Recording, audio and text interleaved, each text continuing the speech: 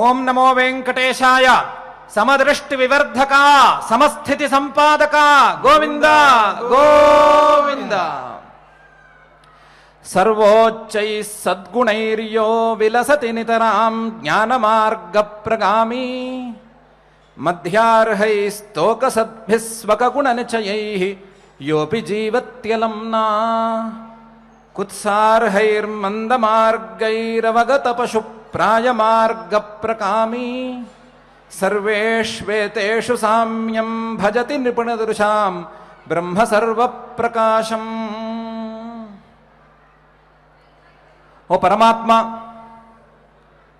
ఏ మనుష్యులు ఉత్తమ సంస్కారాలతో వారి సన్మార్గమునయందు నడతలతో ఈ తమ జీవనాన్ని సార్థకం చేసుకుంటున్నారో ఆ పురుషులలోను, ఏ జనులైతే మధ్యమ మార్గ ప్రవర్తనులై సాధారణ జీవనాన్ని గడుపుతూ ఉంటారో, మధ్యమ సంస్కారాలను కలిగి ఉంటారో అటువంటి జనులలోను, ఏ జీవులు అత్యంత కుత్సిత మార్గంలో నడుచుకుంటూ కేవలం జీవనమే పరమావధిగా నడుచుకుంటూ ఉంటాయో అటువంటి జీవులలోనూ నీవు సర్వప్రకాశుడవై, ప్రకాశ స్వరూపుడవై, సర్వ చైతన్య స్వరూపుడవై భాసిస్తున్నావు. అటువంటి నిన్ను సమం పశ్యంతి యోగినః అనే విధంగా చూడవలసిన స్థితి ఉన్నది. అటువంటి సమత్వ దృష్టిని మాకు బాగా వర్ధింపజేయి అనే ప్రార్థనతో అఖిలాండకోటి బ్రహ్మాండ నాయకుడిని సాష్టాంగ నమస్కారాలతో తృప్తి చెందించి మనము శ్రీకృష్ణ పరమాత్మ అనుగ్రహించినటువంటి శ్రీమద్ భగవద్గీతా గ్రంథం యొక్క అధ్యయన కార్యక్రమాన్ని ఈ శుభ సాయంకాల వేళ ఈ నాద నిరాజన వేదిక మీద ప్రారంభించుకుందాం. ప్రారంభంలో ఆచార్యుల వారితో కలిసి ప్రార్థనా శ్లోకాలను సంకల్పవాక్యాలను పఠించుకుని ఈ కార్యక్రమానికి సత్సంకల్పం చేసుకుందాం. ఓం నమో వెంకటేశాయ. శ్రీ గురు ప్రార్థన. గురుర్బ్రహ్మా గురుర్విష్ణు గురుర్దేవో మహేశ్వరః గురుః సాక్షాత్ పరం బ్రహ్మ తస్మై శ్రీ గురవే నమః. శ్రీనివాస ప్రార్థన. సానుస్థాపిత తార్క్ష్యాయ తార్క్ష్యాచల నివాసినే మాయా గూఢ విమానాయ గరుడ స్కంధవాసినే.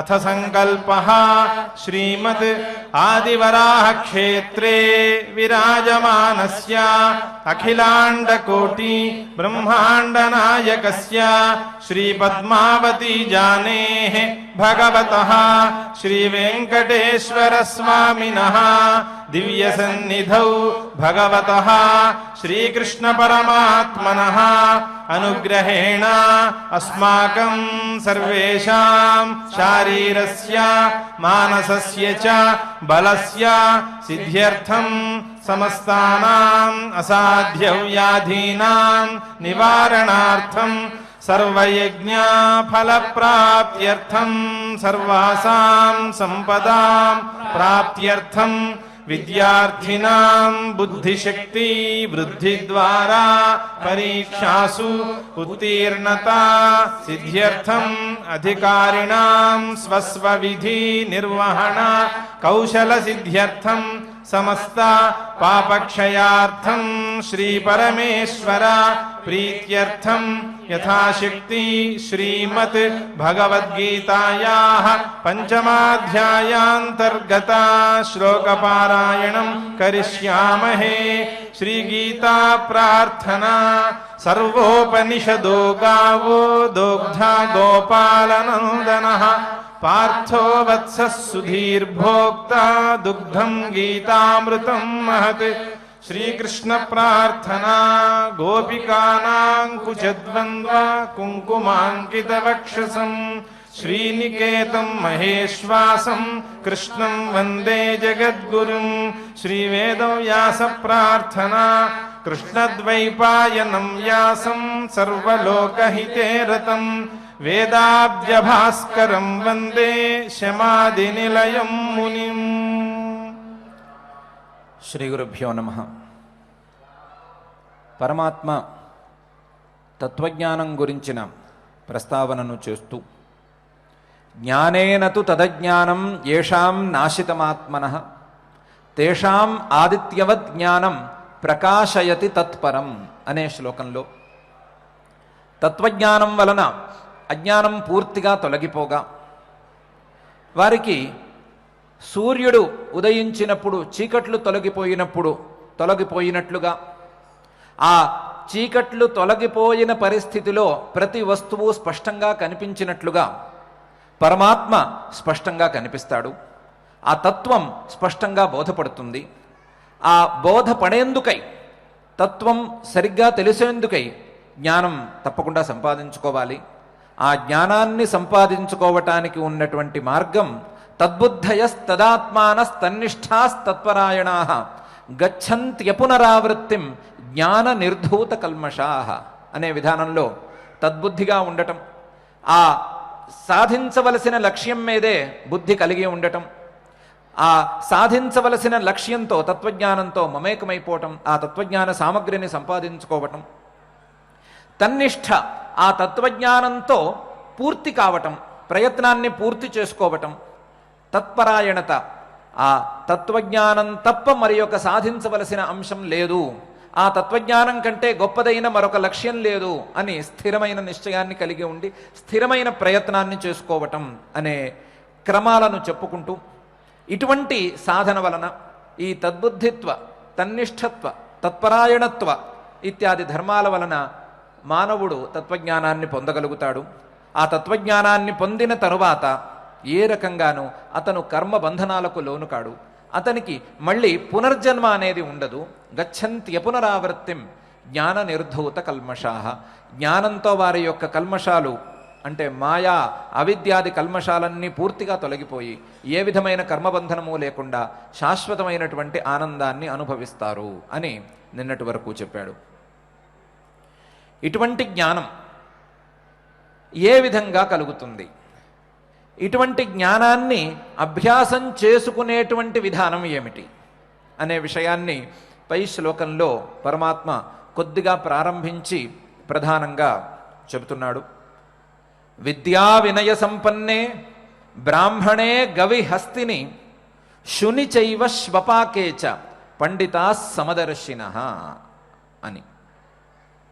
ఓ అర్జున, విద్య అంటే సాధారణమైన విద్య కావచ్చు, లేదా తత్వజ్ఞాన రూపమైనటువంటి విద్య కావచ్చు.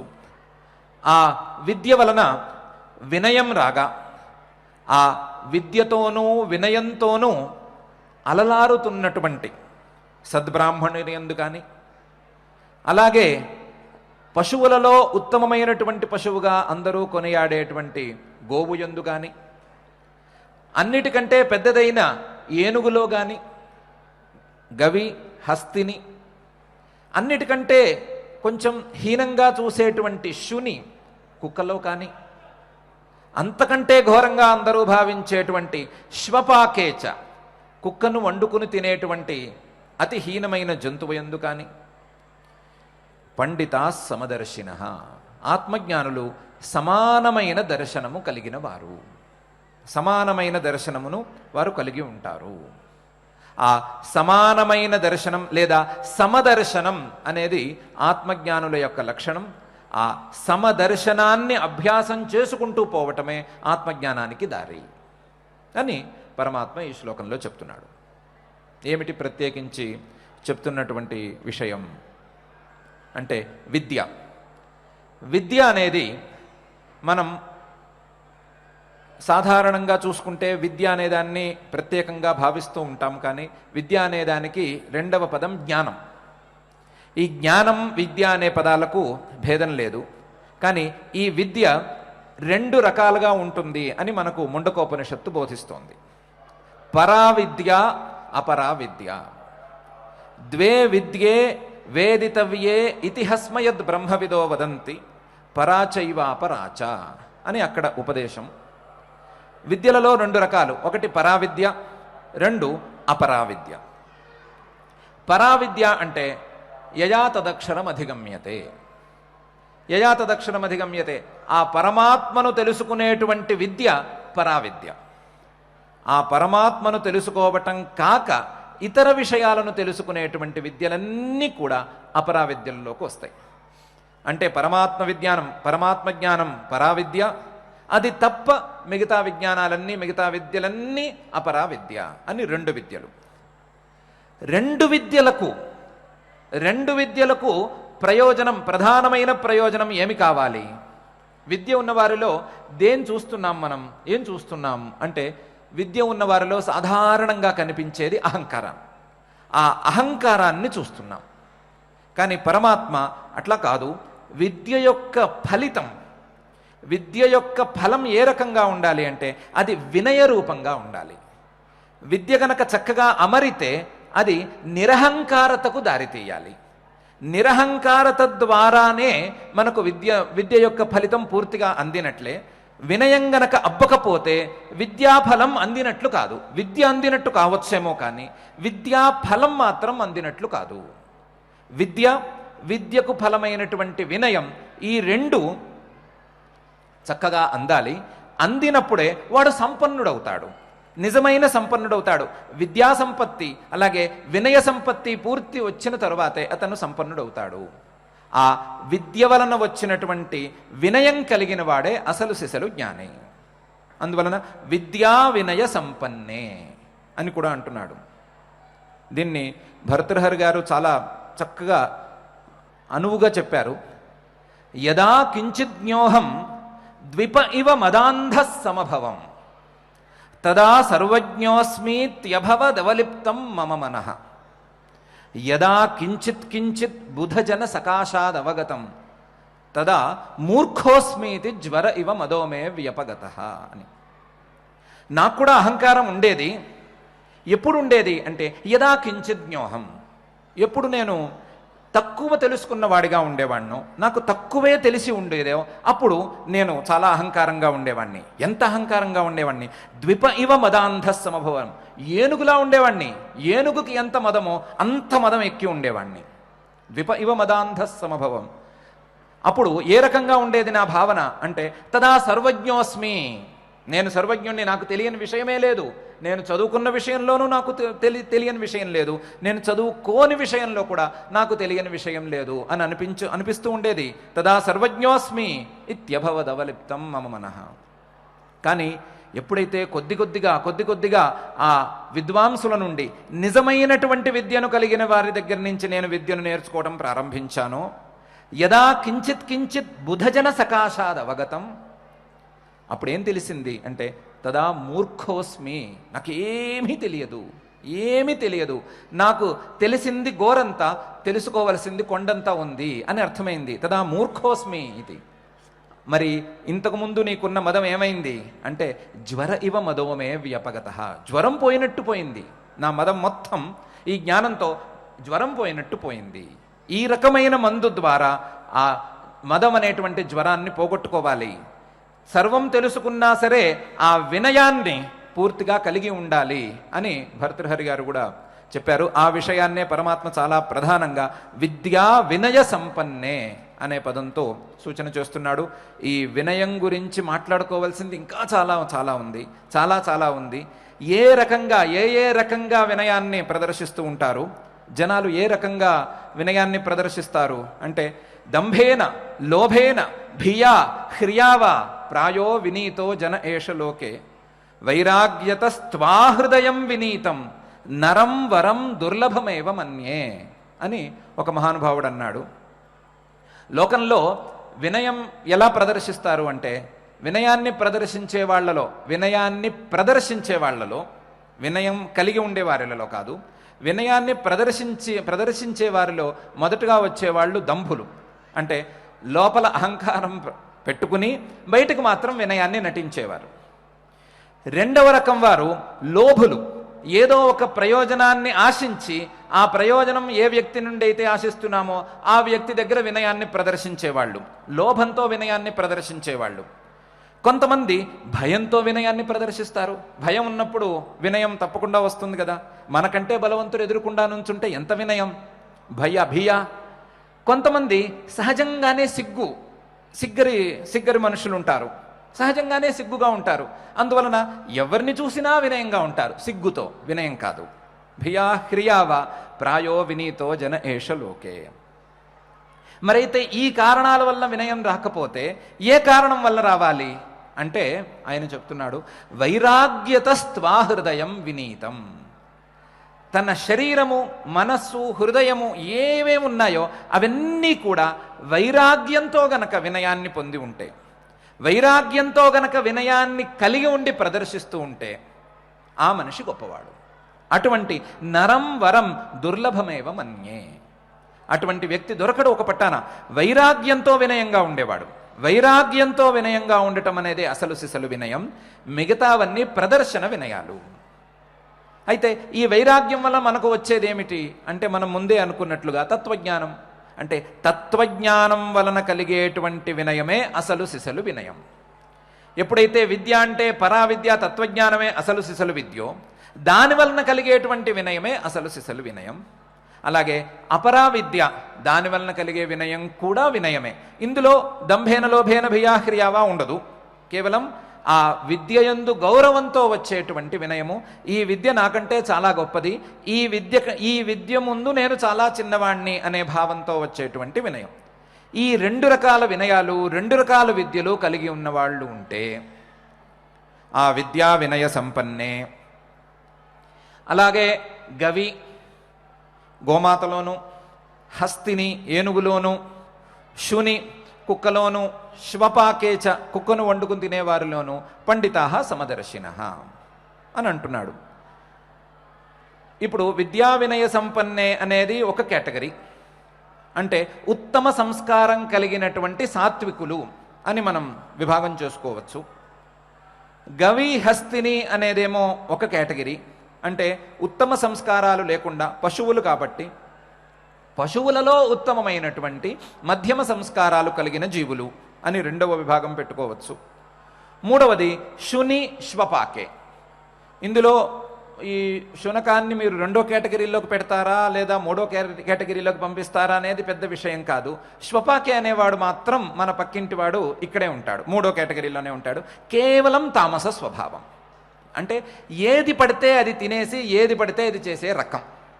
ఈ మూడు రకాలలోనూ సమమైనటువంటి దర్శనాన్ని కలిగి ఉంటారు. పండితా సమదర్శినః అని అంటున్నాడు. అదెలా కుదురుతుంది?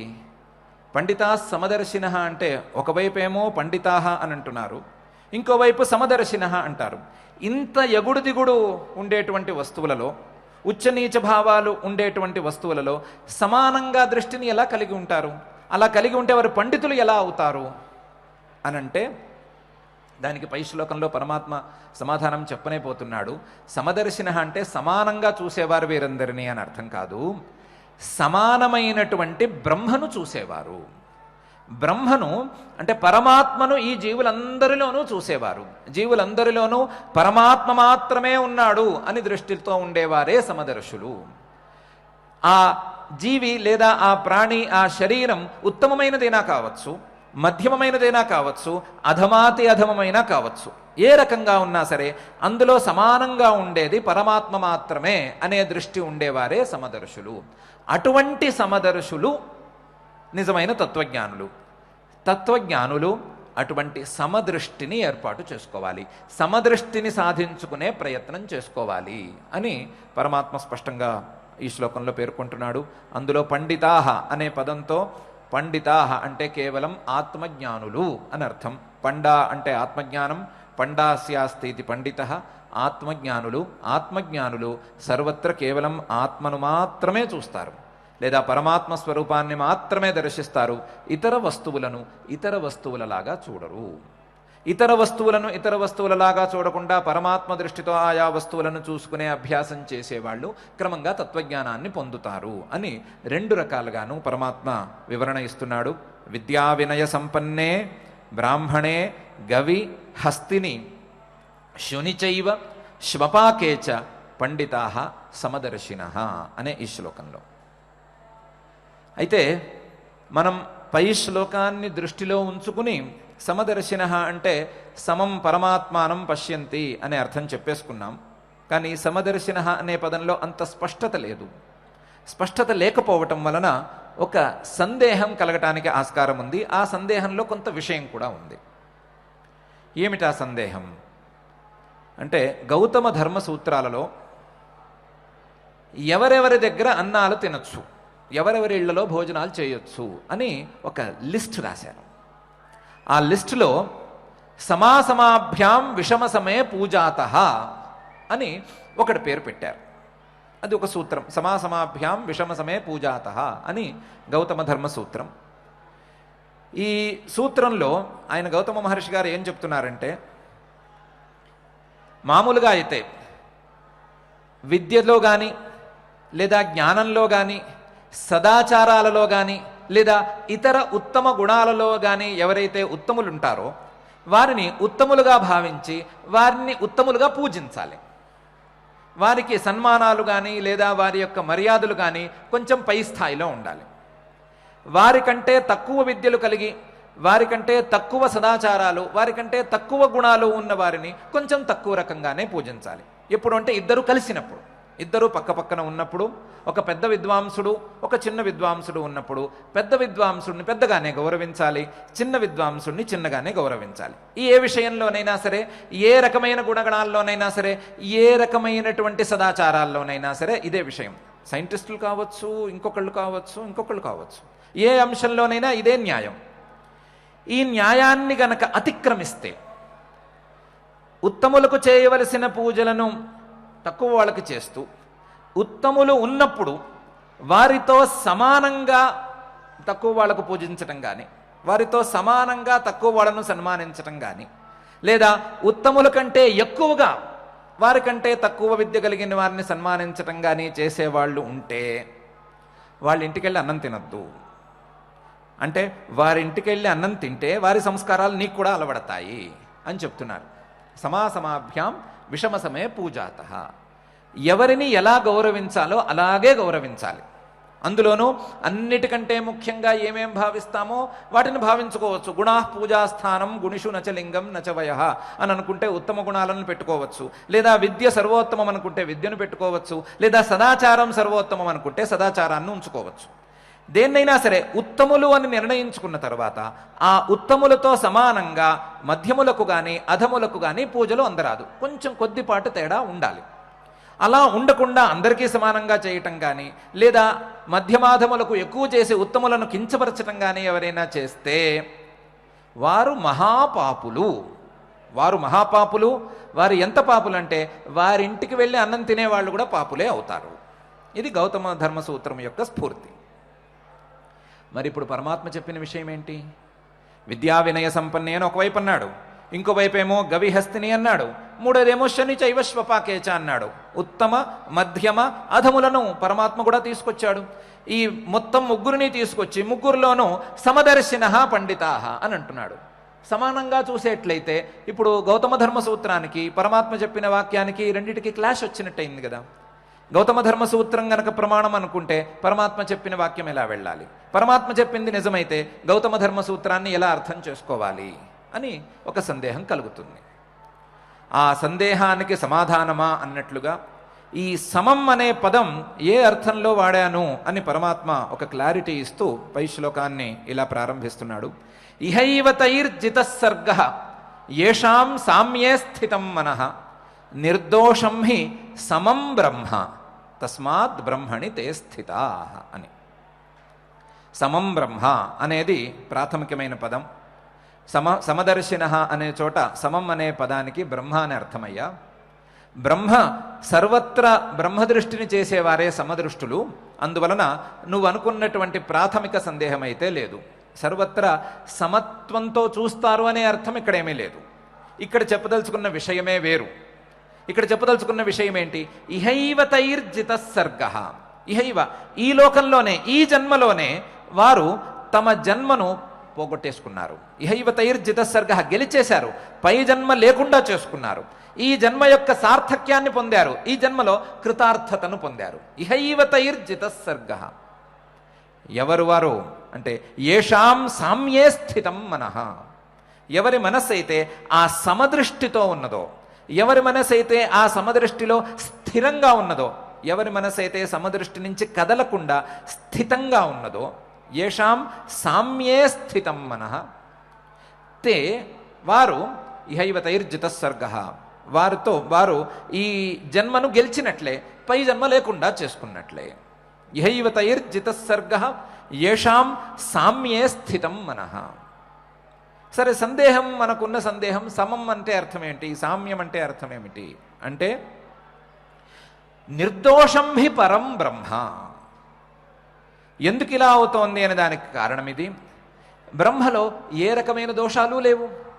ఏ రకమైన దోషాలు లేని బ్రహ్మను సర్వత్రా చూస్తూ ఉన్నారు కాబట్టి, ఏ రకమైన దోషాలు లేని బ్రహ్మభావనతో సర్వ వస్తువులను పావనం చేసుకున్నారు కాబట్టి, ఆ వస్తువుల వలన ఆ కర్మల వలన వచ్చేటువంటి ఏ బాధలు, ఏ బంధనాలు వీరికి అంటవు.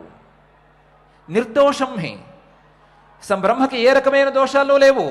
ఇంతేకాదు, సమం బ్రహ్మ, అందరిలోనూ సమానంగా ఉన్నది. ఈ సమానంగా ఉండేటువంటి బ్రహ్మను, ఏ రకమైన దోషాలు లేని బ్రహ్మను వస్తువులన్నిట్లోనూ భావన చేస్తున్నారు, వస్తువులన్నిట్లోనూ దర్శిస్తున్నారు కాబట్టి నిర్దోషం హి సమం బ్రహ్మ తస్మాత్ బ్రహ్మణి తే స్థితాః. వారు ఎక్కడున్నారు, ఏ వస్తువును చూస్తున్నారు, ఏ వస్తువుతో అనుభవిస్తున్నారు, ఏ వస్తువు యందు వారు ఉన్నట్లు అనంటే కేవలం బ్రహ్మయందు మాత్రమే ఉన్నట్లు. వారొక ఆసనం మీద కూర్చున్నట్లయితే, ఆసనం అంటే వారి దృష్టిలో ఆసనం అని కాదు కదా, కేవలం బ్రహ్మ మాత్రమే కదా. గత అధ్యాయంలో పరమాత్మ కూడా చెప్పాడు, బ్రహ్మార్పణం, బ్రహ్మహవి, బ్రహ్మాగ్నౌ, బ్రహ్మణాహుతం, బ్రహ్మైవ తేన గంతవ్యం, బ్రహ్మకర్మ సమాధిన అని గత అధ్యాయంలో కూడా చెప్పాడు. ఆ చెప్పిన విధానంలో ఏ వస్తువు యందు వారు కూర్చున్నా, ఏ వస్తువుతో వారు వ్యవహారం చేసుకుంటున్నా, ఏ వస్తువుతో వారు సంబంధాన్ని కలిగి ఉన్నా, ఆ వస్తువుని బ్రహ్మదృష్టితోనే చూస్తున్నారు కాబట్టి వారు ఎవరితో ఉన్నట్లు అంటే బ్రహ్మతో ఉన్నట్లే. బ్రహ్మతో ఉంటే గనక వస్తుదోషాలు ఏవి బ్రహ్మకు అంటవు, వస్తుదోషాలేవి పరమాత్మతో కలిసి ఉండవు. కాబట్టి వీరు పరమాత్మను మాత్రమే చూస్తున్నారు, కేవలం బ్రహ్మదర్శనమే చేస్తున్నారు. ఏ రకమైన దోష దర్శనము చేయట్లేదు, దోషం ఉండేటువంటి వస్తువులను చూడటం లేదు. కాబట్టి ఆ వస్తువుల దోషాలు ఏవి వీరికి అంటవు. నిర్దోషం హి సమం బ్రహ్మ తస్మాత్ బ్రహ్మణి తే స్థితాః. అందువలన వారికి ఇహైవ తైర్జిత సర్గః యేషాం సామ్యే స్థితం మనః. వారు ఈ జన్మలోనే పై జన్మ లేకుండా చేసుకోగలుగుతారు. దానికి ఒకే ఒక ఉపాయం ఏమిటి అంటే ప్రతి ప్రాణిలోనూ, ప్రతి వస్తువులోనూ, ప్రతి భూతంలోనూ సమానమైనటువంటి బ్రహ్మను దృష్టితో చూసుకోవటం. ఆ బ్రహ్మ దృష్టితో వస్తువును చూసుకోవటం. ఏ వస్తువును చూసినా ఆ వస్తువు యందు బ్రహ్మను మాత్రమే చూడటం. క్రమక్రమంగా వస్తువులను విడిచిపెట్టుకుని కేవలం బ్రహ్మదృష్టి యందే మనస్సును లగ్నం చేసుకోవటం అనేది ఒక్కటే దారి. ఇహైవ తైర్జిత సర్గ యేషాం సామ్యే స్థితం మనః నిర్దోషం హి సమం బ్రహ్మ తస్మాత్ బ్రహ్మణి తే స్థితాః. అదేమిటి, ఇలా అంటే ఎలా సరిపోతుంది? ప్రతి వస్తువులోనూ బ్రహ్మ ఉన్నట్లయితే, వస్తువులలో దోషాలే గనక ఉన్నట్లయితే, ఆ దోషాలతో బ్రహ్మకు సంబంధం లేకుండా ఎందుకుంటుంది? వస్తువుల్లో బ్రహ్మ ఉంది, వస్తువులలో దోషాలున్నాయి, దోషాలతో వస్తువులకు సంబంధం లేకుండా ఎలా ఉంటుంది అనే ప్రశ్న వెంటనే వస్తుంది. పరమాత్మ మాత్రం ఈ ప్రశ్నకు సమాధానం పైన చాలా దూరంలో చెప్పబోతున్నాడు. అనాదిత్వాన్ నిర్గుణత్వాత్ పరమాత్మాయమవ్యయ శరీరస్థోపి కౌంతేయ న కరోతి న లిప్యతే అని. ఆ పరమాత్మకు ఆ వస్తుదోషాలకు ఏ సంబంధము ఉండదు. ఆ సంబంధం లేకపోవటానికి కారణం ఆయన యొక్క అనాదిత్వం, లేదా నిర్గుణత్వం, లేదా అవ్యయత్వం అని రకరకాల కారణాలు ఉన్నాయి. ఆ కారణాల వలన ఆయనకు వస్తుదోషాలతో సంబంధం ఉండదు. వస్తుదోషాలతో సంబంధం లేనటువంటి పరమాత్మను వస్తువుల్లో చూసే వాళ్ళకు కూడా ఆ వస్తుదోషాలతో సంబంధం ఉండదు. సంబంధం లేకుండా వారు జన్మను గెలిచిన వారు అవుతారు అని పరమాత్మ ఇక్కడ చెప్తున్నాడు, పైన కూడా చెప్పబోతున్నాడు. ఇహైవ తైర్జిత సర్గ యేషాం సామ్యే స్థితం మనః నిర్దోషం హి సమం బ్రహ్మ తస్మాత్ బ్రహ్మణి తే స్థితాః అని. దీన్ని అర్థం చేసుకోవటం ఎట్లా అనేది పెద్ద ప్రశ్న. ఇలా ఎలా కుదురుతుంది?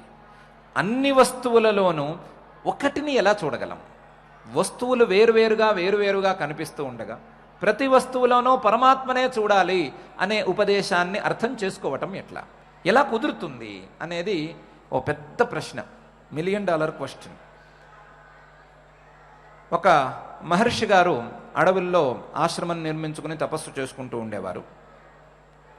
వారి దగ్గరికి ఒకరోజు ఒక కోయ దంపతులు వచ్చారు. కొంచెం వయసు మళ్ళిన కోయ దంపతులు వచ్చి స్వామి అని పొర్లుదండాలు పెట్టారు. ఏం కావాలి అని అడిగాడు మహర్షి గారు. అడిగితే వాళ్ళు చెప్పారు, మా ఇంట్లో గొడవలు జరుగుతున్నాయి స్వామి, కొత్తగా పెళ్ళయి వచ్చిన మా కోడలికి ఇంట్లో పెళ్లి కాకుండా ఉండేటువంటి మా అమ్మాయికి కాస్త తగాదా ఎక్కువైంది. ఇద్దరు పోట్లాడుకుంటున్నారు. ఆ పోట్లాటలో ఒకళ్ళకొకళ్ళు పోట్లాడుకున్నా పెద్ద తేడా తెలియదు. అంతవరకు మంచిగా కోడల పక్షానే ఉండేటువంటి అత్తగారు సరిగ్గా ఈ ఆడపడుచుతో పోట్లాట వచ్చినప్పుడు అమ్మాయి వైపుకు వెళ్ళిపోతోంది. అక్కడ బలం పెరిగిపోతోంది. ఆ బలం పెరిగిపోవటంలో పోట్లాట స్థాయి కూడా పెరిగిపోతోంది. దాంతో అశాంతి పెరిగిపోతోంది. మీరు ఏమైనా దీనికి దారి చూపించాలి అని అడిగారు. అడిగితే మహర్షి గారు ఏమని చెప్పారంటే, మీ అమ్మాయిని మీ కోడల్ని సమంగా చూడండి, సమానంగా చూడండి, ఇదే దీనికి పరిష్కారం అని చెప్పారు. అక్కడ ఆ మాటల్ని మహర్షి గారి శిష్యుడు కూడా వింటున్నాడు. శిష్యుడిగా వింటుంటే ఒక్కసారి మహర్షి గారు తలకాయి తిప్పి పండితా సమదర్శినః అని వాడికి చెప్పారు, శిష్యుడికి చెప్పారు. ఇటు కోయవాళ్ళ ఇంటికి వెళ్ళిపోయారు. శిష్యుడు తన కార్యకలాపాల్లో పరిగాడు. శిష్యుడు ఏం చేశాడు, గురువుగారు కోయవాళ్లకు పరిష్కారం మాత్రం చెప్పారు, నాకు ఉపదేశం చేశారు సందేహం లేకుండా, లేకపోతే నా వైపు తిరిగి పండితా సమదర్శినః అని అనరు. అంటే ప్రతి ప్రాణిని సమానంగా చూడటమే సమదర్శనం అని గురువుగారి అభిప్రాయం. ఈ రోజు నుంచి నేను ఏ ప్రాణినైనా సరే సమానంగా చూస్తాను అని నిర్ణయించుకున్నాడు. నిర్ణయించుకుని లోపలికి వెళ్ళాడు. కాస్త ఆ రోజు అన్నం ఎక్కువ వండేసి దాన్ని పెరుగేసి దద్దోజనం కలిపాడు. కలిపి ఆశ్రమంలో పెరుగుతున్నటువంటి సింహాలకు, పులులకు, జింకలకు వీటన్నిటికీ పెట్టాడు. రోజు సమానంగా దేవుడు రోజు నైవేద్యం పెట్టడం, తను తినటం, చుట్టూ ఉండే జంతువులన్నిటికీ పెట్టడం. పాపం అవేవో అవి ఇవి తిని సుఖంగా ఉండేవి. కనీసం జింకలకు గడ్డికి కూడా గతి లేకుండా పోయింది ఈయన యొక్క సమదర్శనం ప్రతాపంతో. సింహాలైతే పాపం వేళ్లాడిపోయినాయి. వాటి జూలుకు కూడా రంగుపోయింది, వెలిసిపోయింది, కళ్ళలో తెలుపు వచ్చేసింది. పాపం తెల్లపోయి ఉన్నాయి, కాదనలేవు, బయటికి వెళ్ళలేవు. ఆ గురువుగారి యొక్క ప్రభావవశాత్తు అవి ఆశ్రమం దాటి వెళ్ళలేవు. ఆశ్రమంలో ఈ శిష్యుణ్ణి తట్టుకోలేకపోతున్నాయి. చాలా ఇబ్బంది పడుతున్నాయి. జంతువులన్నీ ఇబ్బంది పడుతున్నాయి. ఒకటి కాదు, రెండు కాదు, ఈ దద్దోజనం తినలేక. ఇలా పరిస్థితి ఉండగా ఆ కోయ దంపతులు మళ్ళీ వచ్చారు. వచ్చి, స్వామి మీరు అమ్మాయిని కోడల్ని సమానంగా చూడమని చెప్పారు, మేము సమానంగా చూద్దామనే అనుకున్నా కూడా తేడాలు వస్తున్నాయి. ఏంటి తేడాలు వస్తున్నాయి అంటే, అమ్మాయికేమో దుంపలంటే ఇష్టం, దుంపలను వండి పెడదామా అంటే కోడలు నేను తిననంటోంది. కోడలకేమో పళ్ళు కావాలట, అడవిలో దొరికే పళ్ళు కావాలట. అందువలన కోడలేమో పళ్ళు కావాలంటోంది. పోనీ పళ్ళు తీసుకొచ్చి పెడదామా అంటే అమ్మాయి నేను తిననంటోంది. మరి ఈ రెండిటిని ఎలా సర్దాలో తెలియటం లేదు. సమానంగా చూద్దాము, ఇద్దరికి ఒకే తిండి పెడదాము అని అనుకుంటుంటే కుదరటం లేదు అని చెప్పారు కోయవాళ్ళు. అప్పుడు మహర్షి గారు అన్నారు, సమానంగా చూడటం అంటే వారి వారి ప్రత్యేకతలను కాలరాయటం కాదు, వారికి ఇష్టమైనటువంటి వస్తువులను లేదు అని చెప్పటం కాదు, వారి యొక్క స్వాతంత్ర్యాన్ని హరించటం కూడా కాదు. ఎవరెవరికి ఏది ఇష్టమో అదే తినచ్చు. అమ్మాయికి ఏది ఇష్టమో అమ్మాయి తినచ్చు, కోడలికి ఏది ఇష్టమో కోడలు కూడా తినవచ్చు. తినటం గురించి కాదు నేను చెప్పింది. నేను చెప్పిన అంశం ఏంటంటే, మీ అమ్మాయి కూడా అమ్మాయి, కోడలు కూడా వేరే ఇంటి అమ్మాయి, ఇద్దరూ అమ్మాయి అనే విషయంలో సమానం. అదేవిధంగా మీ కోడలికి ప్రాణం ఉంది, అమ్మాయికి ప్రాణం ఉంది. కోడలికి ఒక మనస్సు ఉంది, అమ్మాయికి కూడా మనస్సు ఉంది. ఇలా మనస్సు, ప్రాణము, అమ్మాయి ఇలాంటి అంశాలన్నీ సమానమయ్యా. ఆ అంశాల్లో సమానత్వం చూసుకోండి.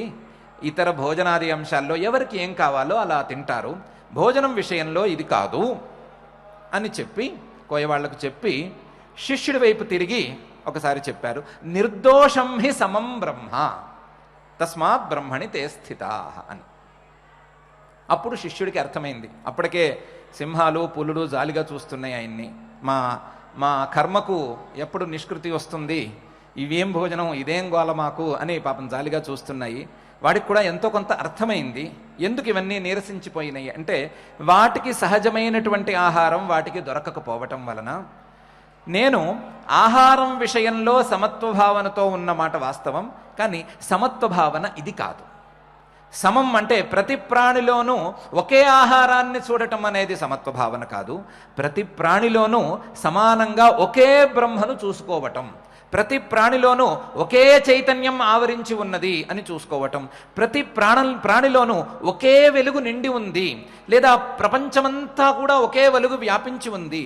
ఈ సమస్త చరాచర ప్రపంచం మొత్తానికి ఆ పరమాత్మ స్వరూపం ఒక్కటే వ్యాపకమై నిలిచి ఉంది అని అర్థం చేసుకోవటమే సమదర్శనం. అంతే తప్ప ఏ ప్రాణి ఏ ఆహారాన్ని తీసుకోదో దాన్ని ప్రత్యేకించి గొంతు పట్టి లోపలికి తోయటం కాదు. సమదర్శనం అంటే ఇది కాదు. ఈ విషయం కూడా గురువుగారు కోయవాళ్లకు చెప్పలేదు, నాకే చెప్పారు. అందువలన నిర్దోషం హి సమం బ్రహ్మ తస్మాత్ బ్రహ్మణి తే స్థితాః అనేది కుదురుతుంది అని శిష్యుడు అర్థం చేసుకున్నాడు. సమదర్శనం అంటే వస్తువు యొక్క వైవిధ్యాన్ని ప్రాథమిక స్థాయిలో కాలరాయటం కాదు, వస్తువుల యొక్క వైవిధ్యం గురించిన ఆలోచన కూడా కాదు. వస్తువుల యొక్క వైవిధ్యం అలాగే ఉండగా, వస్తువులన్నీ కూడా భిన్న భిన్న రూపాలలో ఎదురుకుండా కనిపిస్తూ ఉండగా, ఆ వస్తువుల యొక్క మూల కారణాన్ని, ఆ వస్తువుల యొక్క పరమ మూల తత్వాన్ని వెతుక్కోవటమే సమదర్శనము. ఆ వస్తువుల యొక్క పరమమూల తత్వాన్ని వెతుక్కున్నవాడే లాభాన్ని పొందుతాడు. ఆ పరమమూల తత్వాన్ని వెతుక్కోలేనివాడు లాభం పొందలేడు అనేదే అసలు సిసలు సమదర్శనం యొక్క స్ఫూర్తి. ఈ సమదర్శనానికి ఉదాహరణగా నిలిచేవారు ఎవరు అని మనందరికీ బాగా పరిచయం ఉంది. మనం వెళ్ళి బంగారం కొంటున్నాం. ఏ రకంగా కొంటున్నాం బంగారాన్ని? ఒక ఉంగరంగానో, ఆభరణంగానో, నెక్లెస్ గానో, ఇంకో రకంగానో కొంటున్నాం. కొన్నప్పుడు ఏ విలువ ఇస్తున్నాం అంటే ఆ నెక్లెస్కి ఉండేటువంటి విలువను ఇస్తున్నాం. కొన్నాళ్ళు వాడిన తర్వాత దాన్ని తీసుకువెళ్ళి మళ్ళీ వాడికే అమ్మాలని ప్రయత్నం చేస్తున్నాం. నెక్లెస్ ఏ రేటుకి అమ్మాడో ఆ రేటుకు కొంటున్నాడా? ఆయన కొనటం లేదు. ఏం చేస్తున్నాడు అంటే ఆ బంగారాన్ని మన ఎదురుకుండానే కరిగిస్తున్నాడు. ఆ బంగారంలో ఉండేటువంటి ఇతర వస్తువులన్నిటినీ పక్కకి తోసేసి కేవలం బంగారం అనే దాన్ని విడిగా తీసి చూపించి దానికి విలువ కడుతున్నాడు. కేవలం బంగారానికి విలువ కడుతున్నాడు. ఆ బంగారానికి విలువ తను తీసుకుంటున్నాడు. మనం తీసుకునేటప్పుడు మాత్రం బంగారం మాత్రమే కాకుండా బంగారంతో చేసినటువంటి ఆభరణం అనే దృష్టితో చూస్తూ, ఆ ఆభరణంలో కలిపిన ఇతర రాగి అనే పదార్థాలు కావచ్చు, లేదా ఎనామిల్ కావచ్చు, మరొక రాళ్ళు కావచ్చు, వీటన్నిటినీ కూడా కలుపుకుని దాన్నే వస్తువుగా భావిస్తూ ఆ మూలతత్వం మీద దృష్టి లేక ఎక్కువ ఖరీదు పెడుతున్నాం. నష్టపోతున్నాం అనే మాట నా యొక్క మాట కాదు. మనం ఎక్కువ ఖరీదు పెడుతున్నాం, వాళ్ళు ఎక్కువ లాభం పొందుతున్నారు. ఎందువల్ల పొందుతున్నారు? వాళ్ళు కేవలం మూల కారణం మీద దృష్టి పెట్టారు. మనం మూల కారణం మీద కాక ఇతర వస్తు సౌందర్యం మీద దృష్టి పెట్టాం. వస్తువుల యొక్క స్వరూపం మీద, వస్తువుల యొక్క వైవిధ్యం మీద మనం దృష్టి పెట్టాం. కాబట్టి వస్తువుల వైవిధ్యం మీద మాత్రమే దృష్టి ఉండేవారు ఎంతో కొంత ఎక్కువ ఖర్చు పెట్టుకోవాలి, లేదా నష్టపోవాలి. వస్తువుల యొక్క స్వరూపం మీద కాక ఆ వస్తువుల యొక్క మూలతత్వం మీద, పరమమూల కారణం మీద దృష్టి పెట్టిన వాళ్ళు ఖచ్చితంగా లాభాన్నే పొందుతారు. ఆ సకల వస్తువులకు మూల కారణమైనటువంటి ఆ పరమాత్మను, ఆ పరబ్రహ్మను ప్రతి వస్తువు యందు దర్శించిన వాడు తప్పకుండా లాభాన్ని పొందుతాడు. ఆ లాభం పొందటం ఇహైవ తైర్జిత సర్గ యేషాం సామ్యే స్థితం మనః నిర్దోషం హి సమం బ్రహ్మ తస్మాత్ బ్రహ్మణి తే స్థితాః అనే స్థాయిలోనే ఉంటుంది. ఏ రకమైన దోషాలు లేని, ఏ రకమైనటువంటి గుణ సంపర్కము లేని ఆ శుద్ధమైనటువంటి పరమాత్మను గనక తెలుసుకున్నట్లయితే, ఏ రకమైన దోషాల సంపర్కం లేని, ఏ ఇతర పదార్థాలతో సంపర్కం లేని బంగారపు ముద్దలాగా ఆ దృష్టిని, ఆ స్థితిని సంపాదించుకున్నట్లయితే ఏమాత్రం నష్టపోకుండా ఆ బ్రహ్మణి స్థితాః అనేటువంటి స్థితిని సంపాదించుకుని ఆ ఇహైవ తైర్జిత సర్గ అనేటువంటి ఫలితాన్ని తప్పకుండా పొందవచ్చు. ఇహైవ తైర్జిత సర్గ యేషాం సామ్యే స్థితం మనః నిర్దోషం హి సమం బ్రహ్మ తస్మాత్ బ్రహ్మణి తే స్థితాః అనేటువంటి స్థితిని అందరూ సంపాదించవచ్చు అని పరమాత్మ ఉద్బోధన చేస్తున్నాడు. మనం కూడా ఈ పరమాత్మ యొక్క ఉపదేశాన్ని కొద్దిగా అర్థం చేసుకుందాం. వస్తువుల యొక్క వైవిధ్యాదుల మీద దృష్టిని కాకుండా వస్తువుల యొక్క మూల కారణాన్ని అన్వేషించేటువంటి ప్రయత్నం కానీ, అలా అన్వేషించేలాగా బుద్ధికి పదును పెట్టేటువంటి ప్రయత్నంగానే మనం చేసుకుందాం. అలాంటి ప్రయత్నం సఫలం కావాలి అని అఖిలాండకోటి బ్రహ్మాండ నాయకుని మనసారా వేడుకుందాం. వేడుకుని ఈరోజు పారాయణ కార్యక్రమాన్ని ప్రారంభించుకుందాం. అథ అథ శ్రీమద్భగవద్గీతాసు ఉపనిషత్సు బ్రహ్మ విద్యాయాం యోగశాస్త్రే శ్రీకృష్ణార్జున సంవాదే కర్మ సన్యాస యోగో నామ పంచమోऽధ్యాయః అర్జున ఉవాచ సన్యాసం కర్మణాం కృష్ణ పునర్యోగం చ శంససి యచ్ఛ్రేయ ఏతయోరేకం తన్మే బ్రూహి సునిశ్చితం. శ్రీభగవానువాచ సన్యాసః కర్మయోగశ్చ నిశ్రేయసకరావుభౌ తయోస్తు కర్మ సన్యాసాత్ కర్మయోగో విశిష్యతే. జ్ఞేయః స నిత్య సన్యాసీ యో న ద్వేష్టి న కాంక్షతి నిర్ద్వంద్వో హి మహాబాహో సుఖం బంధాత్ ప్రముచ్యతే. సాంఖ్యయోగౌ పృథక్ బాలాః ప్రవదంతి న పండితాః ఏకమప్యాస్థితః సమ్యక్ ఉభయోర్విందతే ఫలం. యత్సాంఖ్యైః ప్రాప్యతే స్థానం తద్యోగైరపి గమ్యతే. ఏకం సాంఖ్యం చ యోగం చ యః పశ్యతి స పశ్యతి. సన్యాసస్తు మహాబాహో దుఃఖమాప్తుమయోగతః. యోగయుక్తో మునిర్బ్రహ్మ న చిరేణాధిగచ్చతి. యోగయుక్తో విశుద్ధాత్మా విజితాత్మా జితేంద్రియః. సర్వభూతాత్మభూతాత్మా కుర్వన్నపి న లిప్యతే. నైవ కించిత్ కరోమీతి యుక్తో మన్యేత తత్వవిత్. పశ్యన్ శృణ్వన్ స్పృశన్ జిఘ్రన్ అశ్న్యన్ గచ్చన్ స్వపన్ శ్వసన్ ప్రలపన్ విసృజన్ గృహ్ణన్ ఉన్మిషన్ నిమిషన్నపి. ఇంద్రియాణీంద్రియార్థేషు వర్తంత ఇతి ధారయన్. బ్రహ్మణ్యాధాయ కర్మాణి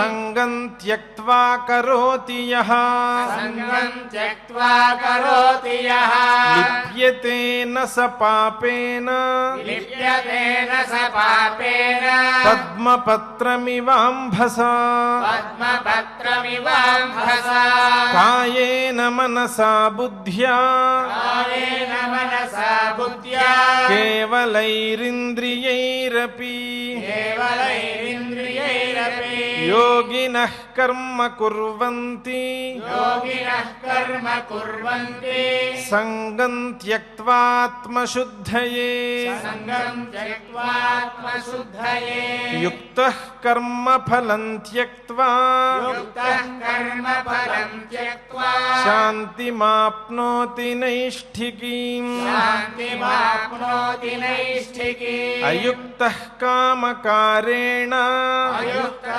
కామకారేణ ఫలే సక్తో నిబధ్యతే ఫలే సక్తో నిబధ్యతే సర్వకర్మాణి మనసా సర్వకర్మాణి మనసా సన్యస్యాస్తే సుఖం వశీ సన్యస్యాస్తే సుఖం వసి నవద్వారే పురే దేహి నవద్వారే పురే దేహి నైవ కుర్వన్న కారయన్ నైవ కుర్వన్న కారయన్ న కర్తృత్వం న కర్మాణి న కర్తృత్వం న కర్మాణి లోకస్య సృజతి ప్రభుః లోకస్య సృజతి ప్రభుః న కర్మఫల సంయోగం న కర్మ ఫల సంయోగం స్వభావస్తు ప్రవర్తతే స్వభావస్తు ప్రవర్తతే నాదత్తే కస్యచిత్ పాపం నాదత్తే కస్యచిత్ పాపం న చైవ సుకృతం విభుః నైవ సుకృతం విభుః న కర్మ అజ్ఞానేనావృతం జ్ఞానం అజ్ఞానేనావృతం జ్ఞానం తేన ముహ్యంతి జంతవః తేన ముహ్యంతి జంతవః జ్ఞానేన తు తదజ్ఞానం జ్ఞానేన తు తదజ్ఞానం యేషాం నాశితమాత్మనః येषां नाशितमात्मनः తేషామాదిత్యవద్జ్ఞానం तेषामादित्यवज्ञानं ప్రకాశయతి తత్పరం प्रकाशयति तत्परम् తద్బుద్ధయస్తదాత్మానః तद्बुद्धयस्तदात्मानः తన్నిష్ఠాస్తత్పరాయణాః तन्निष्ठास्तत्परायणाः గచ్చంత్య పునరావృత్తిం गच्छन्त्य पुनरावृत्तिम् జ్ఞాన నిర్ధూతకల్మషాః ज्ञाननिर्धूतकल्मषाः విద్యా వినయ సంపన్నే विद्याविनयसम्पन्ने బ్రాహ్మణే గవిహస్తిని ब्राह्मणे गविहस्तिनि శుని చైవ శ్వపాకే చ चैव स्वपाके च పండితాః సమదర్శినః पण्डिताः समदर्शिनः ఇహైవ తైర్జితః సర్గః इहैव तैर्जितः सर्गः యేషాం సామ్యే స్థితం మనః येषां साम्ये स्थितं मनः నిర్దోషం హి సమం బ్రహ్మ निर्दोषं हि समं ब्रह्म తస్మాత్ బ్రహ్మణి తే స్థితాః तस्मात् ब्रह्मणि ते स्थिताः న ప్రహృష్యేత్ ప్రియం ప్రాప్య न प्रहृष्येत् प्रियं प्राप्य నోద్విజేత్ ప్రాప్య చాప్రియం नोद्विजेत् प्राप्य च प्रियम् స్థిరబుద్ధిరసమ్మూఢః स्थिरबुद्धिरसम्मूढः బ్రహ్మవిద్ బ్రహ్మణి స్థితః ब्रह्मविद् ब्रह्मणि स्थितः బాహ్యస్పర్శేష్వసక్తాత్మా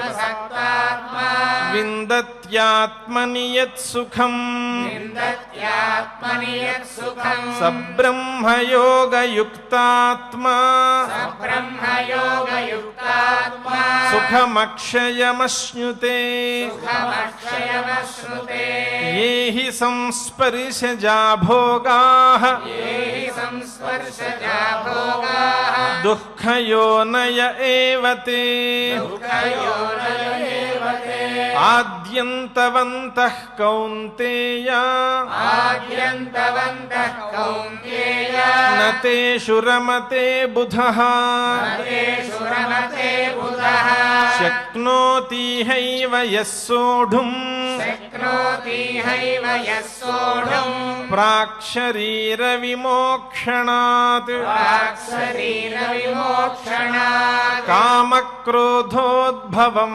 వేగం కామక్రోధోద్భవం వేగం సయుక్తః స సుఖీ నరః సయుక్తః స సుఖీ నరః యోऽन्तः సుఖోऽन्तరారామः యోऽन्तः సుఖోऽन्तరారామः తథాంతర్జ్యోతిరేవ యః తథాంతర్జ్యోతిరేవ యః స యోగీ బ్రహ్మ నిర్వాణం యోగీ బ్రహ్మ నిర్వాణం బ్రహ్మభూతోధిగచ్చతి బ్రహ్మభూతోధిగచ్చతి లభంతే బ్రహ్మ నిర్వాణం లభంతే బ్రహ్మ నిర్వాణం ఋషయః క్షీణకల్మషాः ఋషయః క్షీణకల్మషాः ఛిన్నద్వైధాయతాత్మానः ఛిన్నద్వైధాయతాత్మానः సర్వభూతహితే రతాः సర్వభూతహితే రతాः కామక్రోధవియుక్తానాం కామక్రోధవియుక్తానాం యతీనాం యతచేతసాం యతీనాం యతచేతసాం అభితో బ్రహ్మ నిర్వాణం అభితో బ్రహ్మ నిర్వాణం వర్తతే విదితాత్మనాం వర్తతే విదితాత్మనాం స్పర్శాన్ కృత్వా బహిర్బాహ్యాన్ స్పర్శాన్ కృత్వా బహిర్బాహ్యాన్ చక్షుశ్చైవాంతరే భ్రువోః చక్షుశ్చైవాంతరే భ్రువోః ప్రాణాపానౌ సమౌ కృత్వా ప్రాణాపానౌ సమౌ కృత్వా నాసాభ్యంతరచారిణౌ నాసాభ్యంతరచారిణౌ యతేంద్రియమనోబుద్ధిః యతేంద్రియమనోబుద్ధిః మునిర్మోక్షపరాయణः మునిర్మోక్షపరాయణः విగతేచ్ఛాభయక్రోధः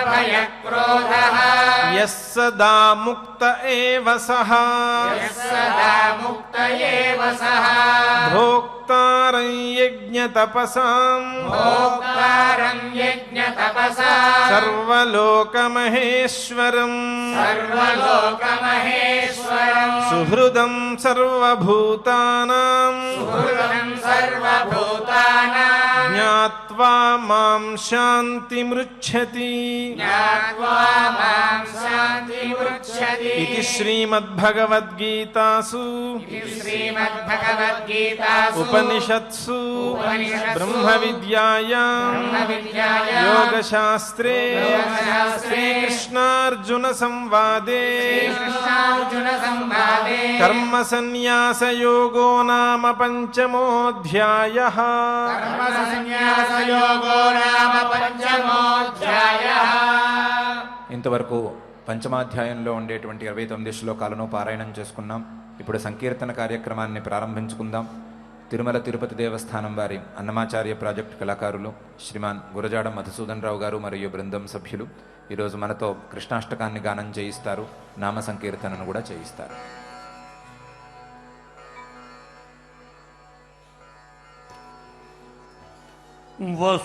వసుదేవసుతం దేవో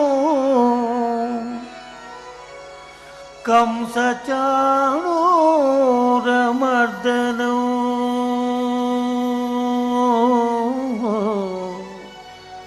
దేవకీ పరమానందం కృష్ణో వందే జగద్గురు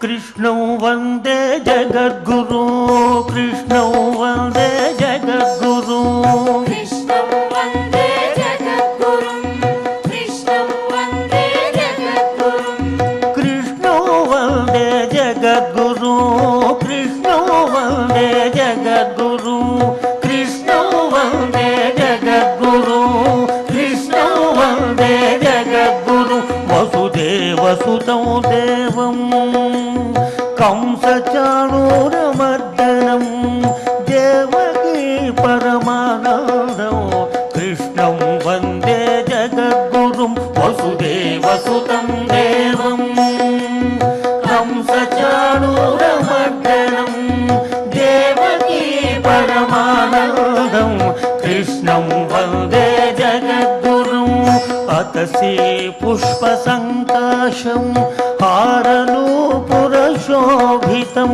రత్నకంకణకేయూరం కృష్ణం వందే జగద్గురుం అతసీ పుష్పసంకాశం హారనూపురశోభితం రత్నకంకణకేయూరం కృష్ణం వందే జగద్గురుం కృష్ణం వందే జగద్గురుం కృష్ణం వందే జగద్గురుం కృష్ణం వందే జగద్గురుం కృష్ణం వందే జగద్గురుం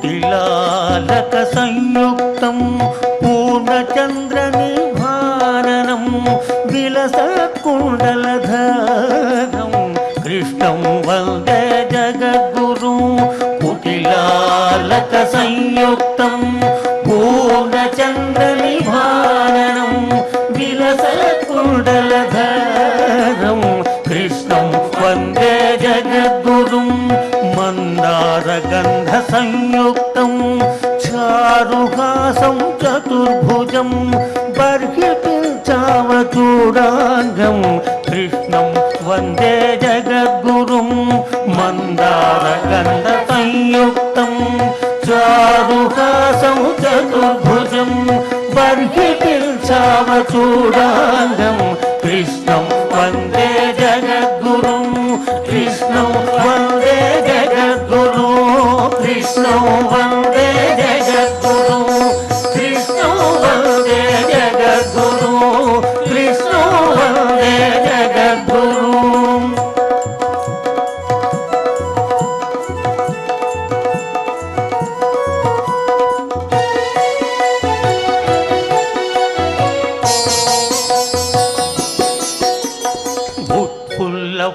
భద్రపద్మాక్షం నీలజీమూతసన్నిభం యాదవానాం శిరోరత్నం కృష్ణం వందే జగద్గురుం ఉత్ఫుల్లపద్మపత్రాక్షం నీలజీమూతసన్నిభం యాదవానాం శిరోరత్నం కృష్ణం వందే జగద్గురుం రుక్మిణీకేళి సంయుక్తం పీతాంబర సుశోభితం అవాప్త తులసీ గంధం కృష్ణం వందే జగద్గురుం రుక్మిణీకేళి సంయుక్తం పీతాంబర సుశోభితం అవాప్త తులసీ గంధం కృష్ణం వందే జగద్గురుం కృష్ణం వందే జగద్గురు కృష్ణం వందే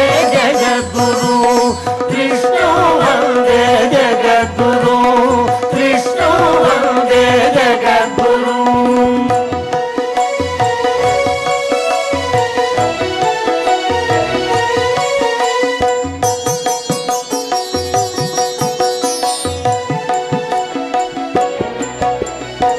గోపికానాం కుచద్వంద కుంకుమాంకితవక్షసం శ్రీనికేతం మహేశ్వాసం కృష్ణం వందే జగద్గురుం గోపికానాం కుచద్వంద కుంకుమాంకితవక్షసం శ్రీనికేతం మహేశ్వాసం కృష్ణం వందే జగద్గురుం శ్రీవత్సాంతం మహోరస్కం వనమాలా విరాజితం శంఖచక్రధరం कृष्णं वन्दे जगद्गुरुं श्रीवत्साङ्गं महोरस्कं वनमालाविराजितं शङ्खचक्रधरं देवं कृष्णं वन्दे जगद्गुरुं कृष्णाष्टकमिदं पुण्यं प्रातरुद्धाय यः पठेत् कोटिजन्म कृतं पापं स्मरणेन विनश्यति कृष्णाष्टकमिदं पुण्यं प्रातरुद्धाय यः पठेत् कोटिजन्म कृतं पापं स्मरणेन विनश्यति कृष्णं वन्दे जगद्गुरुं कृष्णं वन्दे जगद्गुरुं कृष्णं वन्दे जगद्गुरुं कृष्णं वन्दे जगद्गुरुं कृष्णं वन्दे जगद्गुरुं कृष्णं वन्दे जगद्गुरुं कृष्णं वन्दे जगद्गुरुं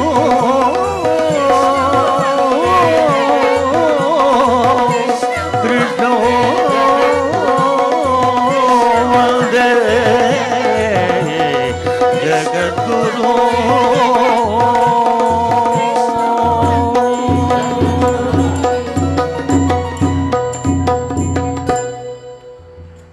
ఏడుకొండలవాడ వెంకటరమణ గోవింద గోవింద గోవింద నామ సంకీర్తనతో సహా కృష్ణాష్టకాన్ని చక్కగా గానం చేసుకున్నాం. ఇప్పుడు ఆచార్యుల వారితో కలిసి మంగళ శ్లోకాలను చదువుకుని ఈ కార్యక్రమాన్ని మంగళాంతంగా పూర్తి చేసుకుందాం. यत्र योगेश्वरः कृष्णो यत्र पार्थो धनुर्धरः तत्र श्रीर्विजयो भूतिर्ध्रुवा नीतिर्मतिर्मम अथ क्षमा प्रार्थना यदक्षरपदभ्रष्टं मात्राहीनं च यद्भवेत् तत्सर्वं क्षम्यतां देव नारायण नमोऽस्तु ते। अथ भगवत्समर्पणम् कायेन वाचा मनसेन्द्रियैर्वा बुद्ध्यात्मना वा प्रकृते स्वभावात् करोमि यद्यत् सकलं परस्मै नारायणायेति समर्पयामि।